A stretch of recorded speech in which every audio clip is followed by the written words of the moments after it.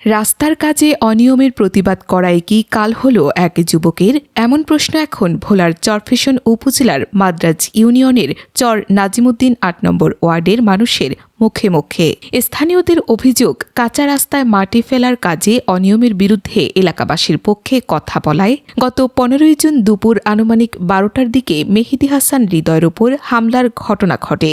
অভিযোগে বলা হয়েছে, এ ঘটনায় জুয়েল, সবুজ, সোহেল, মামুন, আইয়ুব ও জিহাদ কাজী সহ আরও কয়েকজন জড়িত ছিলেন। এছাড়া ঘটনার পর ভুক্তভোগীকে বিভিন্ন ধরনের হুমকি ও মামলার ভয়ভীতি দেখানো হয়েছে বলেও অভিযোগ করেন। সবুজ ভাই আসছে, আইসা আমাকে রাখবে, হুমকিতে মামলা দিব, এই করবো, চাঁদাবাজ। আসার পরে আমি এখানে আসছি যে সোহেল কাকা যেতে আসছে।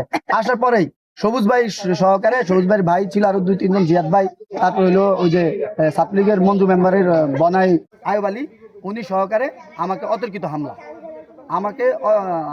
হামলা এবং এই বুট্টু কাকার শালা সোহেল আগে হামলা করছে জুয়েলে, পরে সোহেলে আমাকে এই জায়গায় গায়ে হাত দিছে। এই যে দেখেন আমার এগুলো এখনো দাগ আছে, যে এগুলো এখনো দাগ আছে। আমি তো অন্যের বিপক্ষে বলি না, আমি সাধারণ মানুষের জন্য, এলাকার জন্য নেতার বদনাম হয়, এই জন্য আমি বললাম যে রাস্তাটা ১ বিঘত হয়, আপনার এটা ১ কোটি তো ফেলাইতে পারে।